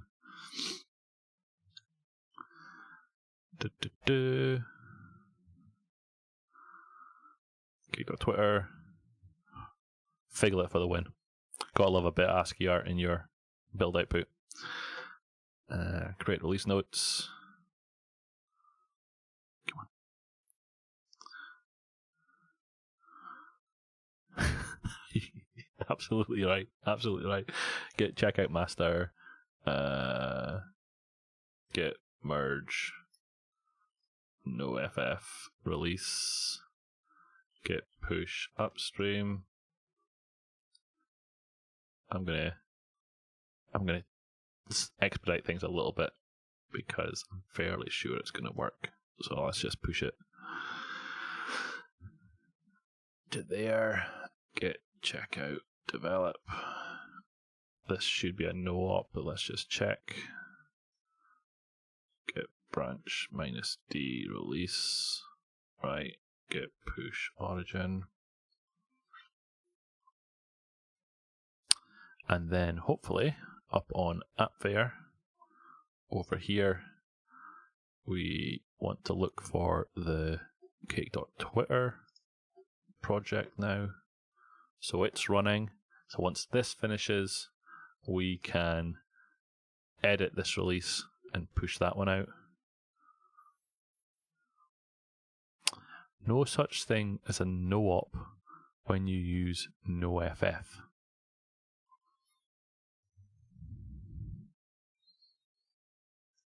What I meant by no-op there was that there would be nothing for it to merge. If there was something to merge, it would create a merge commit. You're absolutely correct. Now, yes. Now, what I didn't do is our other discussion that we had on another stream, which was to merge master and develop, to close off everything. I still don't do that. But it has been a source of discussion in a few places now. But I still haven't got into the habit of doing that. And I don't know whether I will. But again, that's a discussion for another day too. So Cake.Twitter is still doing its stuff. We can close off that. I'm interested in playing with this one a little bit more. Is it only... Oh, there is a Windows version as well.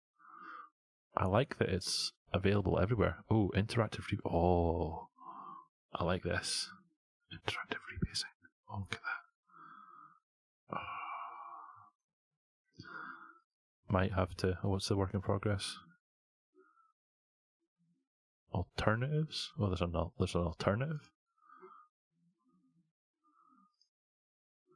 Text mode interface for Git. Oh, it doesn't have a video introduction though. Oh, you don't like that one as much. They have a Twitch stream? Oh, did I miss that? Oh, I keep pushing the wrong button. See, when you get used to a keyboard shortcut and you flip between Mac and Windows, oh, it can be so annoying. They do have a Twitch stream. Let's have a look there. We could jump on them. Let's see what they're up to. Twitch and Twitch. This could go horribly wrong. He's offline. Interesting. So is the bill still running? We've got time for a dad joke? Oh, we do. Another one. What do you call... Oh, we've already had that one, haven't we? Yeah. I can't even pronounce that one. Why can't you hear? Is that pterodactyl? Is that how you spell pterodactyl? Why can't you hear a pterodactyl go to the bathroom?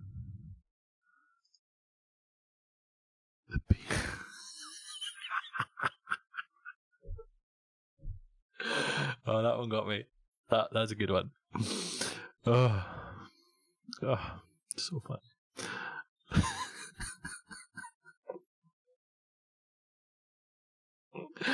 Oh, that one wins the internet. That one wins the internet. I like that one. Anyway, that build succeeded. So I'm going to go here and I'm going to push the button. Oh no, that's not what I want to do. Hold on. I'm doing the wrong thing there. I need to go to the releases. I need to click on edit. And I need to click publish release. And then that will kick off another build. Up here. History. How do you think it was for me when I switched keyboard layout? Are you talking about like from a UK keyboard to something else, or what layout are you referring to there, Kim? And yeah, stand-ups will never be the same again. Everyone's getting told about this thing. How do you get an 80-year-old woman to yell crap?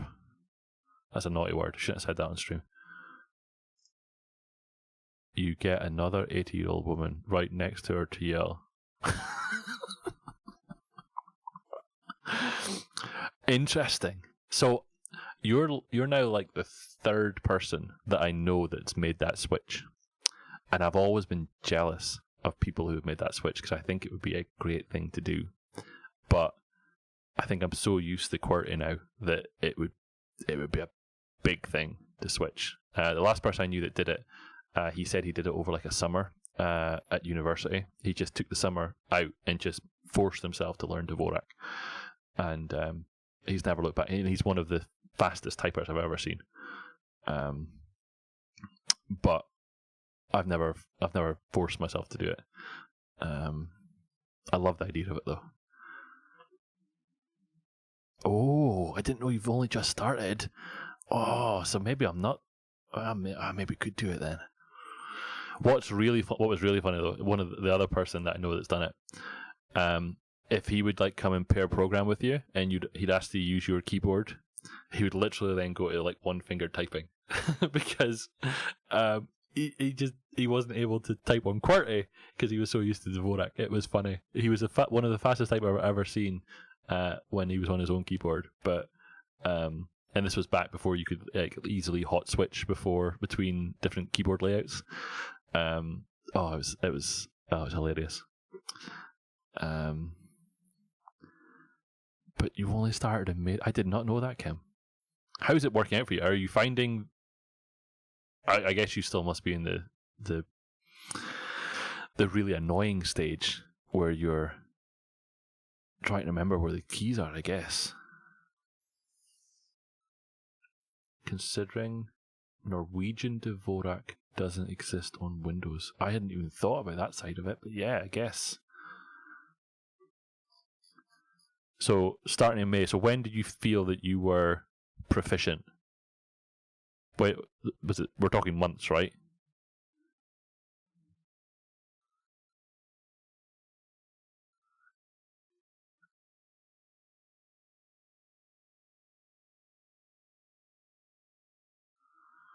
Interesting. So, I'm just thinking about my stand-up reports. So how did your coding effort go today, Gary? Not very well. I couldn't find the right key.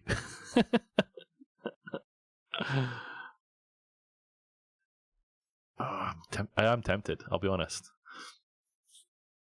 Okay, so that's gone out. So in theory I should be getting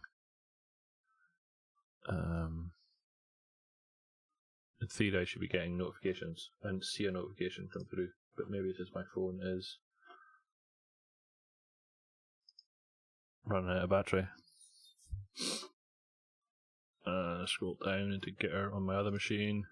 Cake.Twitter's there. Okay, so that's cool. So that's out the door.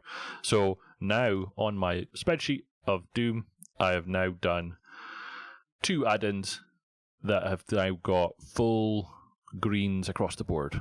So basically this list at some point is going to become 0, hopefully. And the other list, which was, if I unfilter by license and do select all, then the other list is this one for add-ins that are still not pinned to the most recent version of cake.recipe. These are the 2 lists that I'm hoping to get down to all greens. So at some point, but again, call to action for any cake maintainers or Cake-Contrib maintainers out there. If you want to help out with any of these or the wider scheme of ones that exist out with Cake-Contrib and Cake-Contrib organizations, definitely feel free to jump in. This audit Excel spreadsheet that I'm using as my basis for what I know needs to be done is updated twice daily, and you can find it here, and it's always got the most recent information in it, even to the point that it's got a little PNG progress graph that shows, so this is me doing a bunch of stuff, getting them up and into the right version. So I would love this to be at least up to where we are with the 2 earlier versions of Cake, but I mean, ultimately, ideally, I want this to be 100%. And if, like I say, if we can get to that point with the add-ins that we have now, and we switch them all over to using the new CS Proj format, then Jericho's add-in discoverer that will then automatically be able to update or send pull requests into each repository to update it to the latest version of Cake when we break something. So that's kind of where I want to get to. But you can see, I mean, there's still a long ways to go. We're sitting at what, 50, 60% maybe. So we've still got a ways to go, but we will get there, hopefully, at some point. But if you are a Cake add-in maintainer and you find yourself short of time at any point, feel free to jump in. I've highlighted where I'm concentrating. My concentration is on the any add-in that's using cake.recipe, but as we've discussed, there are plenty that are not using cake.recipe. So if we do this filtered list, then there's 166 add-ins out there that are not using cake.recipe. So if you want to jump in and pick one of these ones and send a PR into those projects, I would have no problems with you doing that.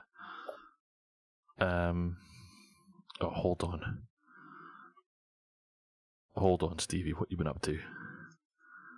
I can't copy that. Go and send me that in Slack, Stephen. Oh, that won't work either. I'm not going to type it out. So that's just a commandlet or a function and you could do in PowerShell to get that joke, but I can't copy and paste that over into here easily to show that on stream, so we'll have to do that later. And then Kim was saying, even when you're not a maintainer but just have the time, absolutely. No, absolutely. So what I'm saying is, like, let's take for example this one, Apple Simulator from Jeffrey Huntley. It's currently sitting on 0.17.0 of Cake. So it's a reasonably old Cake add-in that hasn't been updated in a while. So if you're not the maintainer of that one, and you're not the maintainer, you're not Jeffrey, feel free to have at it and send a PR over for that one.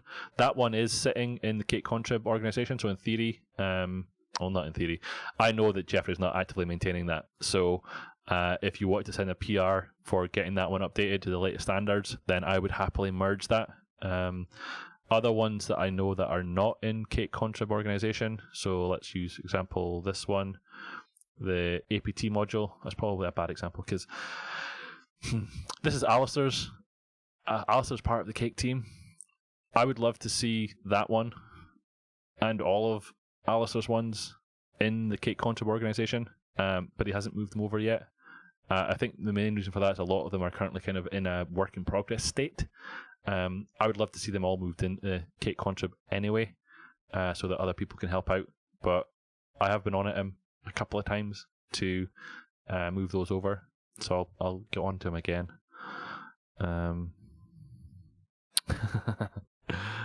I think I'll add it into my profile too, if I'm honest.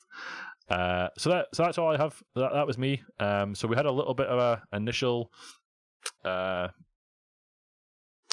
tangent at the start of the stream, where we walked through the process of moving a repository into Cake-Contrib Organisation. So thanks to Rodney for doing that and being the subject of the first part of the stream. So that's moved over, and the script is indeed, the synchronization script is finished, so you'll have full permissions on the AppFair projects for that repository as well. I just need to do that last two steps, which is to add in those two additional environment variables. I will do that probably first as I come off the stream. I'll get that done. So that's me. Friday's stream, for anyone that's interested, is probably going to be more of this, and then next Monday, depends. I'll either try and set up a stream that is the topic that I discussed earlier, and if I can get everyone in the same digital room at the same time, or we'll be back on the DevGep, and I would hope to get Matthias on the stream so that we can flush out some of the finer details of what we're trying to achieve. So that's that. Kim saying he won't be here on Friday.